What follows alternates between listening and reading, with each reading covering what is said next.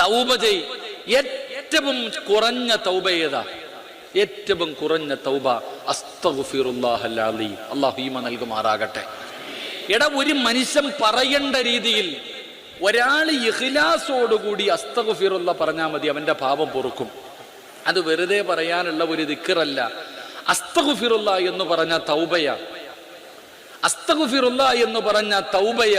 എന്റെ പ്രിയപ്പെട്ടവരെ, പറയേണ്ട രീതിയിൽ അസ്തഗ്ഫിറുല്ലാ പറഞ്ഞാൽ മതി, പാപം പൊറുക്കും. അല്ലാഹു ഈമാൻ നൽകുമാറാകട്ടെ. അല്ലാഹു ഈമാൻ നൽകുമാറാകട്ടെ. ഒരു അസ്തഗ്ഫിറുല്ലാ പറ, ഉറക്കെ പറ. എന്താ അസ്തഗ്ഫിറുല്ലയുടെ മഹത്വം? എന്താ അസ്തഗ്ഫിറുല്ലയുടെ മഹത്വം? എന്താ? ചുമ്മാതെ ഇങ്ങനെ അസ്തഗ്ഫിറുല്ലാ അസ്തഗ്ഫിറുല്ലാ അസ്തഗ്ഫിറുല്ലാ അസ്തഗ്ഫിറുല്ലാ ഇങ്ങനെ അടിച്ചാൽ പോരാ. അസ്തഗ്ഫിറുല്ലയുടെ മഹത്വം എന്തെന്നറിയോ? ഒരു ദിവസം 70 പ്രാവശ്യം അസ്തഗ്ഫിറുല്ലാ പറയണം. അല്ലാഹു ഭാഗ്യം തരുമാറാകട്ടെ. എത്ര വട്ടം പറയണം? എത്ര വട്ടം പറയണം? ഒരു പാപവും ചെയ്യാത്ത മുത്തുനബി 100 വട്ടം പറഞ്ഞു. ഒരു പാപവും ചെയ്യാത്ത പ്രവാചകൻ 100 വട്ടം പറഞ്ഞു. നമ്മൾ എത്ര വട്ടം പറയണം? 1000ഓ? സുബ്ഹാനല്ലാഹ്, 1,00,000 പ്രാവശ്യം പറയണം ഒരു ദിവസം.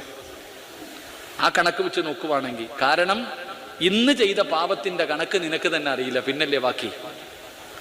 അപ്പൊ ഒരു ദിവസം 70 പ്രാവശ്യം അസ്തഗ്ഫിറുല്ലാ പറയണം. എന്താ പ്രതിഫലം? എന്താ പ്രതിഫലം? 700 പാപങ്ങൾ പൊറുക്കുമെന്ന് നബിയിന റസൂലുള്ളാഹി.